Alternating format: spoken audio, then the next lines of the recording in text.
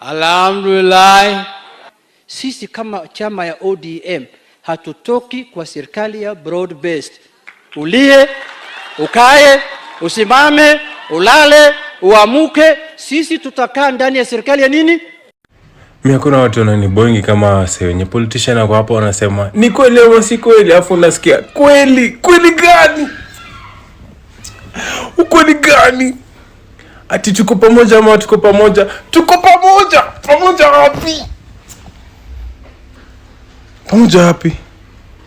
Baada ya kushukuru wewe kwa kuchukua nafasi yako kuja, ya pili, vile tulivyosema tukiwa Mombasa wakati uliandaa iftar kwa Waislamu huko Mombasa, tulisema ya kwamba Mheshimiwa Rais, jamii ya Waislamu katika nchi hii ya Kenya kwa muda mrefu sana baada ya Kenya kupata uhuru wamepitia ubaguzi kubwa sana.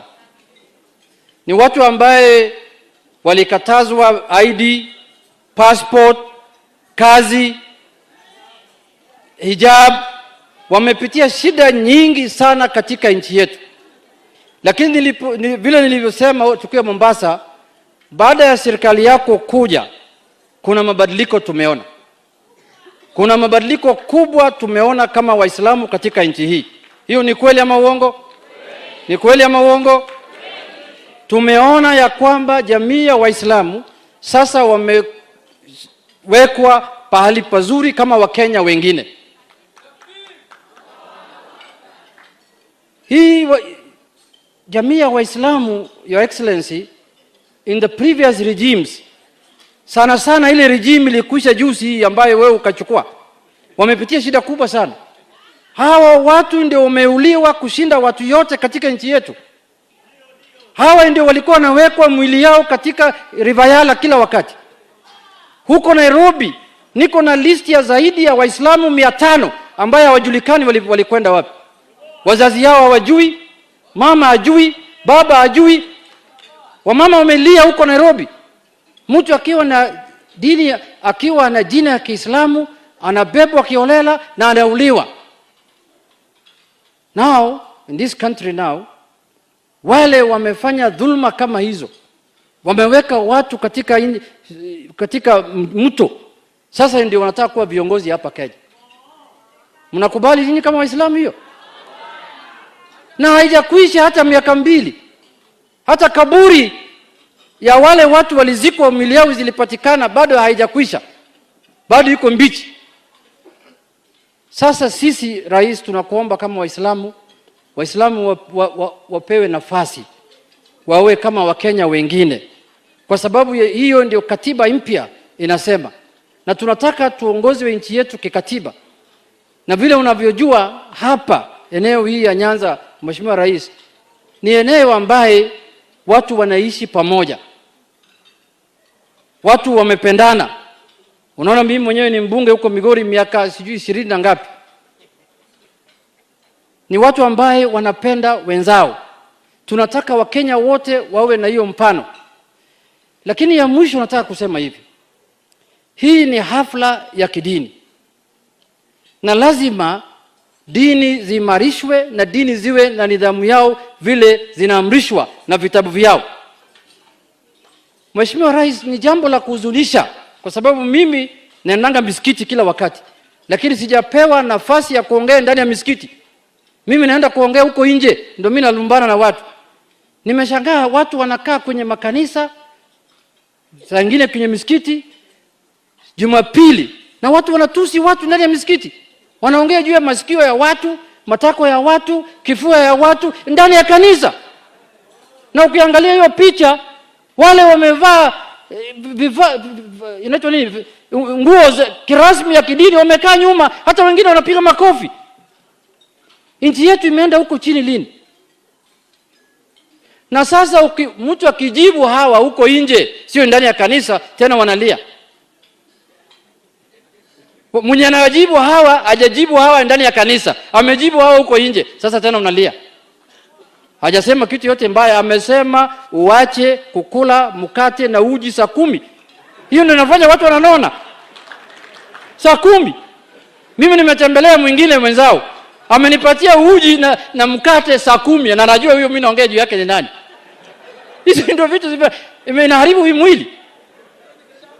Sasa mimi ile kitu imenihuzunisha ni mambo ya kutumia sehemu za Mungu kama sehemu ambaye ya kutusi watu, ya kudhalilisha watu, ya kuongea juu ya watu vibaya. Hiyo ndio jambo ambaye imenihuzunisha sana kama mbunge na kama Mkenya.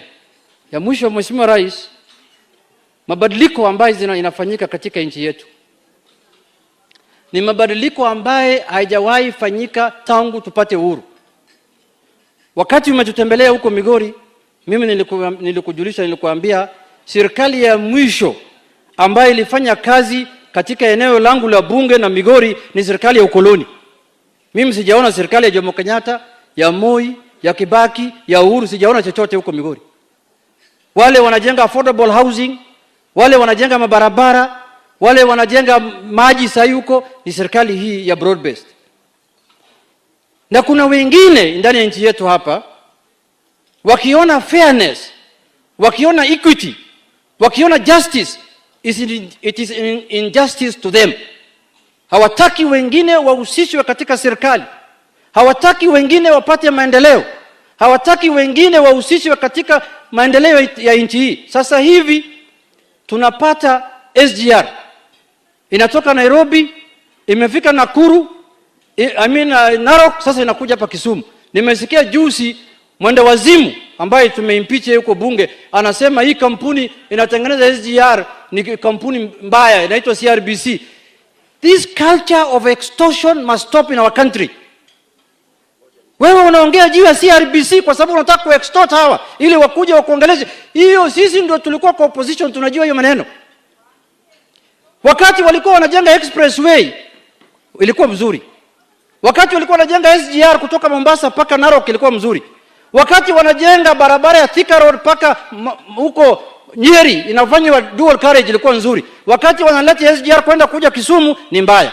Sisi sio wajinga. Sisi sio wajinga. Lazima SGR ijengwe. Lazima SGR ikuje hapa Kisumu. Tena, Your Excellency, you are starting railway city in Nairobi. Tunataka railway city ianzishwe hapa Kisumu. Tuko na shamba ambayo tena imeshika bahari. Tunataka railway city ianzishwe hapa Kisumu. Sisi hatuwezi kudanganywa tena. Tumedanganywa ya kutosha. Kama wewe umekuwa impeached, umevutwa kazi kwa ukosefu ya nidhamu, kwa ujinga ya kuzaliwa naye, sisi hatuwezi kwenda na wewe barabara moja. Wangapi wanasema hivyo Waislamu? Nisikie kwa mkono. Sisi tutaungana katika serikali ya broad based ili watu wetu wapate maendeleo. Sasa president ameleta kitu inaitwa National Infrastructure Fund. Pesa chungu nzima, trilioni 10. Hiyo pesa itagawaliwa Wakenya wote. Kama ni ya samani ingeenda kwa wachache. Saa hii kila Mkenya atanufaika kwa hiyo pesa kimaendeleo. Uwe Muislamu, uwe Mkristo, uwe nyeusi, uwe nyeupe, uwe kabila gani, kila mtu atapata maendeleo. Koru Soin Dam itajengwa, Gogo Dam itajengwa huko Migori, maendeleo itaendelea kwa tabaka kila pali ya Kenya. Hiyo ndio wengine hawataki.